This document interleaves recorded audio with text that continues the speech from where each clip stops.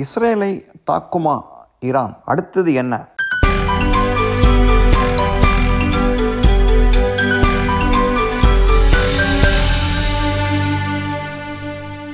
அனைவருக்கும் வணக்கம். இப்போ நியூஸ்லலாம் பார்த்துக்கிட்டு இருக்கோம், ஒரு ஹெஸ்போல்லா இஸ்ரேலில் சண்டை நடந்துக்கிட்டு இருக்கு, ஈரான் இஸ்ரேல் மேலே சண்டை போட போகிறது அப்படின்லாம் பேசிக்கிட்டு இருக்காங்க. பட் இதுக்கு நடுவில் வேறு நிறைய விஷயம் நடந்துகிட்டு இருக்குன்னு நம்ம பார்க்குறோம். நம்ம இப்போ இந்தியாவுமே போய் trying to talk to Iran, சண்டை போடாத இப்போதைக்கு அப்படிங்கிறது எல்லோரும் சொல்கிறாங்க. இப்போ என்ன விஷயம் அப்படின்னு நீங்கள் மேலோட்டமாக பார்த்தோம்னா சொல்லியிருந்தோம், ப்ரீவியஸ் வீடியோவில் போட்டிருந்தோம், லிங்க்கும் நான் கொடுக்குறேன், இதில் கொடுத்துருக்கேன், டிஸ்கிரிப்ஷன் கொடுத்துருக்கேன். என்ன கவனித்து பார்த்தோம்னா, ஈரான் தர்ம சங்கடமான நிலைமை. ஈரானுக்கு சண்டை போட்டாலும் கஷ்டம், போடாட்டியும் கஷ்டம். பட் இன்னொரு தேர்ட் ஆப்ஷன் ஒன்று, ஈரானுக்கு நல்ல ஆப்ஷன் ஒன்று இருக்குது. அதுதான் பேச போகிறோம் கடைசியில். சண்டை போட்டால் என்ன ஆகும் சொல்கிறேன்னு கேட்டுக்குங்க. சண்டை போட்டால் என்ன ஆகும்னா, இப்போ ஈரானை பொறுத்தவரை நிறையா அவங்க ஃப்ரெண்ட்ஸ் கிடையாது, வளைகுடா யாருமே ஃப்ரெண்ட்ஸ் ரொம்ப கம்மி தான் ஈரானுக்கு. ஏன்னா அவங்க இஸ்லாமிய நடந்தால் கூட நான் அரப், அவங்க மற்ற சவுதி அரேபியா, ஈஜிப்ட் இவங்க அரபிக் கண்ட்ரீஸ். அவங்களாம் சுன்னி முஸ்லீம், இவங்க ஷியா முஸ்லீம் மெஜாரிட்டி. ஸோ அவங்களுக்குள்ளே ரெண்டு பிரிவினை ஏற்கனவே இருக்குது. ஷியா முஸ்லீம் ரைவல்ரின்றது ஏற்கனவே அந்த காலத்துலேருந்தே இருக்குது. ஸோ அதனாலே ரொம்ப சேர மாட்டாங்க அவ்வளோவா. அதுதான் காரணமே பார்த்தீங்கன்னா, ஈராக் அண்ட் ஈரான் வர்ற காரணமே இது ஷியா சுன்னி கான்ஃப்ளிக்ட் தான். அதுதான் மெயினாக. சார் சதாம் ஹுசைன் அப்போ அவர் சுன்னி, இவங்க ஷியா, அதனால் பயங்கரமாக சண்டை போட்டாங்க. ஸோ அதை முடிஞ்சு போயிடுச்சு. அதை விட என்னென்னா, ஈரானுக்கு என்ன பெரிய பிரச்சனைனா, அமெரிக்கா தான் பெரிய பிரச்சனை.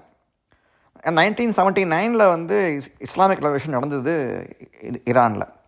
அப்போதான் அயத்துல்லா கொமேனின்ற ஃபஸ்ட் தலைவர் வந்தார். அப்போ வெளிநாட்டிலேருந்து வந்தார், திடீர்னு உள்ளே வந்தார், ரெவல்யூஷன் ஆகி நாட்டை பிடிச்சிட்டாங்க. அப்போ ராஜா இருந்தார், அஹமத் ஷா பஹ்லவின்னு ஒருத்தர் இருந்தார் ராஜா. அவர் பார்த்தோம்னா ரொம்ப அவர் நல்லா பாப்புலர் இல்லை ஈரானில், மக்களுக்கும் பிடிக்கல அவரை. பட் அமெரிக்காவுக்கு ஃப்ரெண்டாக இருந்தார், அது வேறு விஷயம். அதனாலே அமெரிக்கா அவரை ஆதரிச்சுது, இதே காரணம் தான்.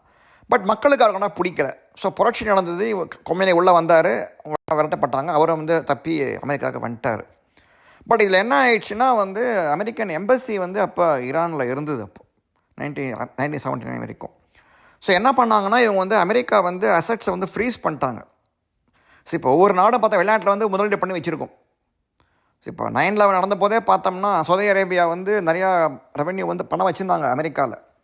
ஓவர் நைட்டு எல்லா பணையும் புல் பண்ணிட்டாங்க. அப்போ ஏன்னா America before it could hold the assets pull பண்ணிட்டாங்க. $1 trillion வெளில போச்சு அப்படிமா 9/11 போது. ஸோ அது வேறு விஷயம். இப்போ இந்த விஷயத்துக்கு வருவோம். இதில் என்னாச்சுன்னா, the froze the assets so of Iran. அப்போ என்ன பண்ணிட்டாங்கன்னா, இப்போ ஈரான் மாநகரம் சேர்ந்து என்ன பண்ணிட்டாங்கன்னா, அவங்க பிணைக்கைதியாக பிடிச்சிட்டாங்க. இவங்கள அமெரிக்கன் எம்பசியை பிடிச்சி வச்சுக்கிட்டு, அங்கே ஆள்லாம் பிடிச்சி வச்சுக்கிட்டாங்க. இந்த ஸ்டூடெண்ட்ஸுன்ற பிறவையில் இந்த ரெவல்யூஷனரி கார்ட்ஸ், அது வேறு விஷயம். பிடிச்சி வச்சுக்கிட்டு, நீங்கள் அசட்ஸை இது ரிலீஸ் பண்ண அப்போ தான் நாங்கள் விடுவோமா அப்படின்னு இவங்க ஒரு கோரிக்கை வச்சாங்க. அமெரிக்காவுக்கு ஒரு பெரிய இது ப்ரெஸ்டீஜ் இஷ்யூ ஆகிடுச்சு. இது என்னடா தன்னாட்டு மக்களை பிடிச்சி வச்சுருக்காங்க, இவங்க இது மாதிரி பண்ணுறாங்களே அப்படின்னு சொல்லிட்டு, அப்போ ஒரு கவர்ட் இது பண்ணாங்க, ஒரு முயற்சி பண்ணாங்க, ஆப்ரேஷன் பண்ணாங்க. அப்போ சிஐஏ என்ன பண்ணாங்கன்னா, ரகசியமாக போய் தப்பிச்சு வைக்கிற மாதிரி பண்ணாங்க. பட் முடியல, அந்த ஆப்ரேஷன் ஃபெயில் ஆகிடுச்சு அப்போ 1979 வாக்கில். அதுதான் அப்போ ஜிம்மி கார்ட்டர்னு ஒரு பிரசிடென்ட் அவரோட பிரசிடென்சி போகிறதுக்கு காரணமாக இருந்தது. அப்போ அவர் தோக்கடிச்சு ரேகன் வந்தார். அவர் ஃபஸ்ட் ஐ திங்க் அமெரிக்கா பார்த்து 2 terms இருக்கும் ஒரு பிரசிடெண்ட்டுக்கும். செகண்ட் டேர்மில் நிற்கும்போது தோற்று போயிட்டார் ஜிம்மி கார்ட்டர். அதுவே ஒரு பெரிய என்ன சொல்கிறது, ஒரு கௌரவ குறைச்சலாக போயிடுத்து அமெரிக்காவுக்கு. அப்புறம் வேறு வழி இல்லாமல் ரிலீஸ் பண்ணி இவங்கெல்லாம் வெளில கொண்டாந்தாங்க. அதனாலே பகைன்றது 1979 80 இருக்குது, அமெரிக்கா வர்சஸ் ஈரான். இப்போ அமெரிக்கா மேலே சண்டை போட்டாங்கன்னா, இப்போ இஸ்ரேல் சண்டை போட்டாங்கன்னா ஈரான் என்ன ஆகும்னா, எல்லா நாடும் ஒன்றா சேர்ந்துடும். ஏற்கனவே ரைவல்ரி இருக்குது. ப்ளஸ் இஸ்ரேல் அமெரிக்காவோட கூட்டு சேர்ந்த நாடு, ப்ளஸ் ஈரான் பகை. மெயின் ப்ராப்ளம் என்னென்னா, சப்போஸ் மற்ற நாடு இஸ்ரேல் சண்டை போட அமெரிக்கா கண்டுக்க மாட்டாங்க. பட் ஈரான் சண்டை போட்டாங்கன்னா அது ஒரு பகை நாடாக போய்டுது அமெரிக்காவுக்கு ஒரு விரோதி நாடாக போய்டுறது. ஸோ இப்போ ஈஸியாக அமெரிக்கா உள்ளே போகும்.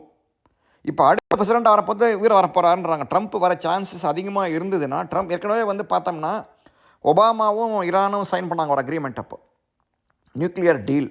அப்போது ஒபாமா பிரசிடெண்ட்டாக இருந்தபோது சைன் பண்ணாங்க, ஈரானும் அமெரிக்காவும் சேர்ந்துக்கிட்டு. இந்த மாதிரி நீ நியூக்ளியர் ஃபெசிலிட்டிஸ் தான் என்ரிச் பண்ணாமல் இருந்த அப்படின்னா, நான் உனக்கு இது பண்ணுறேன், சாங்ஷன்லாம் குறைக்கிறோம் அப்படின்ட்டு. அமெரிக்கா பொறுத்தவரை அப்படின்னா அவங்க சாங்ஷன் வந்து இது பண்ணுவாங்க. என்ன பண்ணுவாங்கன்னா, இந்த அவங்க வந்து சின்ஸ் வேர்ல்ட்லே நம்பர் 1 நாடு அப்படி அமெரிக்கா எக்கனாமிக்ஸ் நாடாக இருக்கிறதுனால தே இம்போஸ் சாங்ஷன்ஸ். மாதிரி அமெரிக்காவுக்கு விரோதமான ஆளுங்க சாங்ஷன் போட்டுருவாங்க.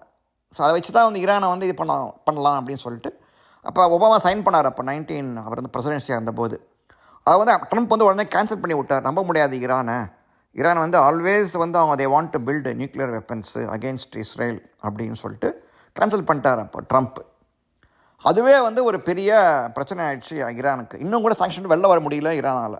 Because Iran is unable to confirm நாங்கள் வந்து பாம் ப்ரொடியூஸ் பண்ணலை அப்படிங்கிறத கன்ஃபார்ம் பண்ண முடியல ஈரானால். அதுதான் ஒரு பெரிய பிரச்சனை அவங்களுக்கு ஈரானுக்கு.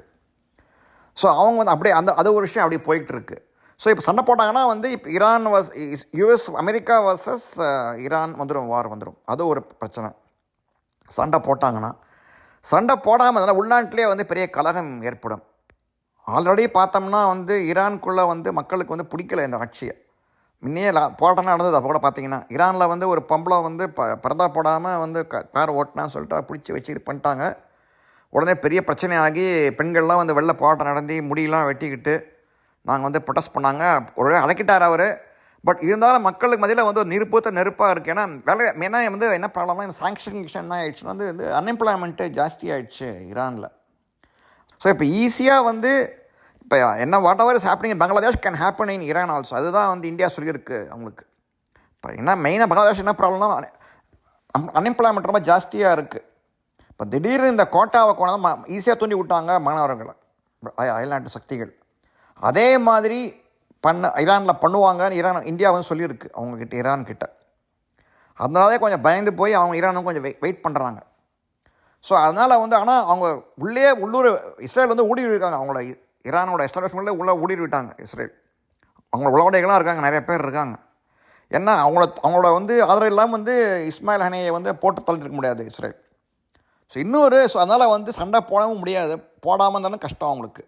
பட் இன்னொரு தேர்ட் ஆப்ஷன் என்ன இருக்குது அப்படின்னு பார்த்தோம்னா சண்டை போடுறான்னு அப்படியே பயமுறுத்திக்கினே இருக்கிறது.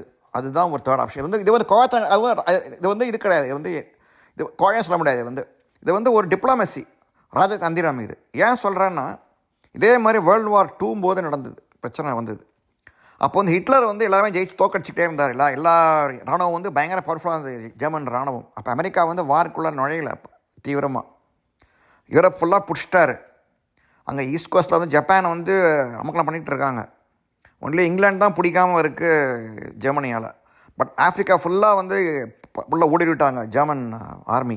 எல்லா இடத்துலையும் பிடிச்சிட்டாங்க. அப்போ வந்து அவங்களுக்கு வந்து கூட்டாளி வந்து பார்த்தோம்னா வந்து இவங்க தான், இட்டலி தான் வந்து கூட்டாளி. முசோலினி தான் வந்து அவங்களுக்கு வந்து ஆலை ஜெர்மனிக்கு. பட் ஹிட்லரை பொறுத்தவரை வந்து இட்டலி வந்து ஆலையாக இருக்கட்டும், சும்மா வந்து மிரட்டிக்கிட்டு இருந்தால் போதும், சண்டை போட வேணாம், நேராக இறங்கி நீ சண்டை போடாத, நான் வர சொல்லினே இரு, நீ மிரட்டினா போதும், சண்டை போடாத அப்படின்னு சொன்னார் இட்டலி கிட்ட. இப்போ முசோலினி வந்து பார்த்தோன்னா அவருக்கு எதாவது பண்ணணும் அப்படிங்கிற ஒரு ஆர்வம். நான் வந்து டிக்டேட்டர், எனக்கு வந்து ஒன்றும் பண்ணாமல் தானே எப்படி ஒரு கௌரவ கட்சின்னு சொல்லிட்டு அவனை இட்டலியில் சண்டை போடாரு. ஆஃப்ரிக்காவில் போய் சண்டை போட என்ன ஆயிடுச்சுன்னா வந்து இட்டலியில் வந்து தோற்று போக ஆரம்பிச்சிட்டு இத்தாலியன் ஆர்மி தோற்று போன என்ன ஆயிடுச்சுன்னா வந்து ஜெர்மன் ஆர்மி சண்டை போட வேண்டியதாக போச்சு இவங்கள சேர்ந்துக்கிட்டு. ஸோ அதனால் வந்து ஒரு மிரட்டிக்கிட்டு இருக்கிறது தான் வந்து ஒரு பெரிய ஆப்ஷன் இருக்குது. ஸோ ஈரானுக்கு வந்து சிறந்த ஆப்ஷன் என்ன அப்படின்னா மிரட்டிக்கிட்டே இருக்கணும். நான் வந்து இது பண்ண போகிறேன், சண்டை போட போகிறேன் மிரட்டிக்கிட்டே இருந்தாலும் போதும் கொஞ்ச நாளைக்கு. அப்புறம் எப்படி ட்ரம்ப்பு வந்து வராரா இல்லை இவங்களே வராங்களா அப்படின்னு பார்த்துக்கிட்டு வேறு மாதிரி ஒரு ஆக்ஷன் எடுக்கணும் அப்படின்னு தான் ஈரான் பண்ணால் தான் அவங்களுக்கு வந்து நல்லதுன்னு நினைக்க தோன்றுறது அப்படின்னு நம்ம நினைக்கலாம். பட் இதை வந்து பொறுத்திருந்து பார்ப்போம். ஜெய்ஹிந்த்.